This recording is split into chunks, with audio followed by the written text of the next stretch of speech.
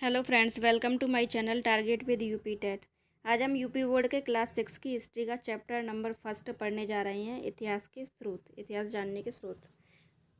तो पुरातत्व क्या होता है? प्राचीन काल में मानव द्वारा प्रयोग में लाई गई वस्तुओं, निर्मित मंदिरों एवं इमारतों आदि के अवशेषों का अध्ययन पुरातत्व कहलाता है और इनका अध्ययन करने वालों को पुरातत्ववेत्ता कहते हैं। पढ़ेंगे पूर्व या प्रागैतिहासिक काल क्या होता है। वह समय जिसके लिए कोई भी लिखित सामग्री उपलब्ध नहीं है उसे पूर्व या प्रागैतिहासिक काल कहते हैं।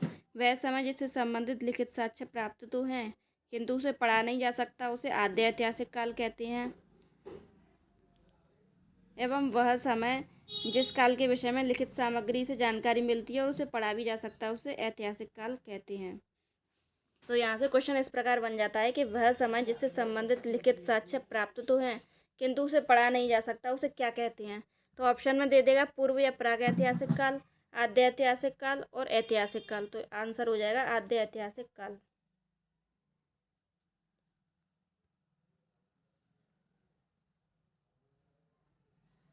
चलिए, ताड़पत्र क्या होता है? ताड़ के पेड़ के चौड़े पत्तों को ताड़पत्र कहते हैं। भोजपत्र भुर्ज नामक पेड़ की छाल। ताम्रपत्र तांबे के पतले एवं चपटे टुकड़े। स्तंभलेख पत्थर के खंभों पर लिखे लेख पत्र। शिलालेख पत्थर की चट्टानों पर लिखे लेख। अब यहाँ पर क्वेश्चन पूछा जाता है कि अशोक के स्तंभलेख एवं शिलालेखों की संख्या कितनी है। तो अशोक के स्तंभलेख 7 हैं और शिलालेख 14 हैं।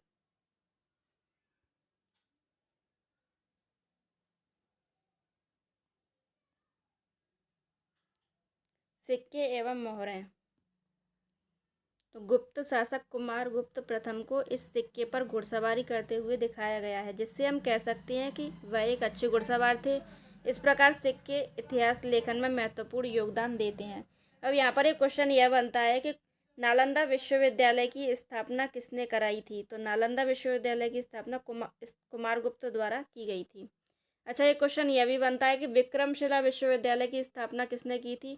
तो धर्मपाल हो जाएगा इसका आंसर। हेरोडोटस इतिहास के जनक कहलाते हैं। धौलावीरा हड़प्पा सभ्यता का यह पुरा स्थल गुजरात में स्थित है। अच्छा, यहाँ से भी ये क्वेश्चन बहुत इंपॉर्टेंट बनता है कि धौलावीरा कहाँ पर स्थित है। तो धौलावीरा आपका गुजरात में स्थित है। अच्छा, देखिए ये भी बहुत इंपॉर्टेंट है। कालीबंगा कहाँ पर है? राजस्थान में है। यूपी टेट और टेट में ये क्वेश्चन पूछे भी गए हैं कि कालीबंगा कहाँ पर स्थित है। तो ये राजस्थान में स्थित है। लोथल धौलावीरा कहाँ पर स्थित है? ये गुजरात में स्थित है। रोपड़ पंजाब में और राखीगढ़ी हरियाणा में स्थित है।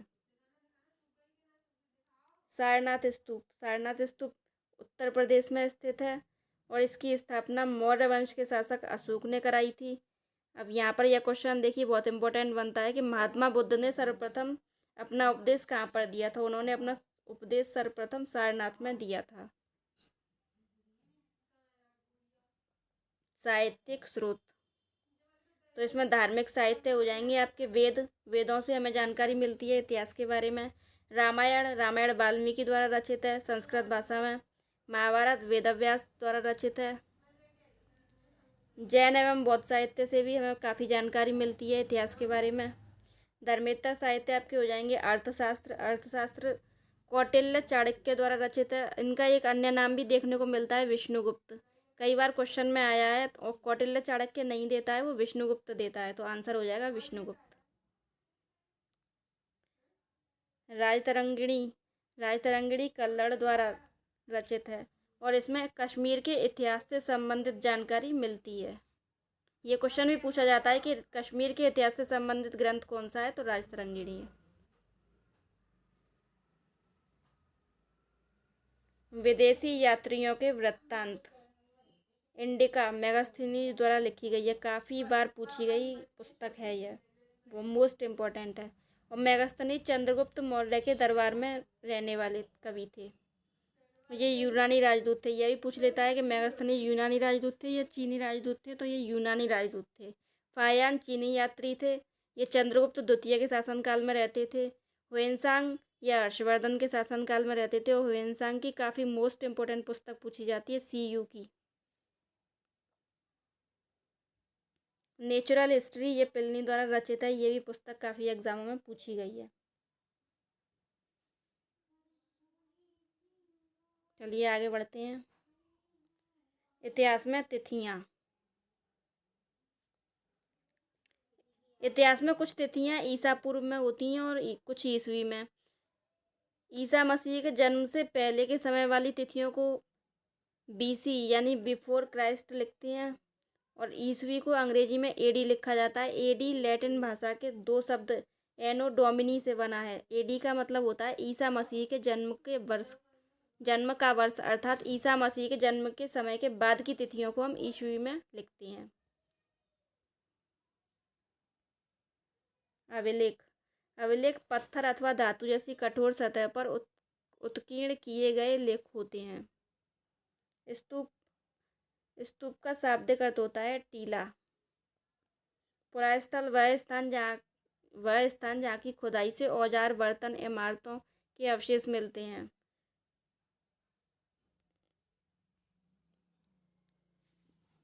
अच्छा, क्वेश्चन ये पूछ लेता है कि विश्व का सबसे बड़ा महाकाव्य क्या है? तो महाभारत विश्व का सबसे बड़ा महाकाव्य है और यह वेद व्यास द्वारा लिखा गया है। विश्व का सबसे बड़ा संग्रहालय पूछ लेता है, कौन सा है? लंदन स्थित ब्रिटिश म्यूजियम। भारतीय पुरातत्व विभाग का जन्मदाता किसे माना जाता है? तो अलेक्जेंडर कनिंघम भारतीय पुरातत्व विभाग के जनक कहे जाते हैं।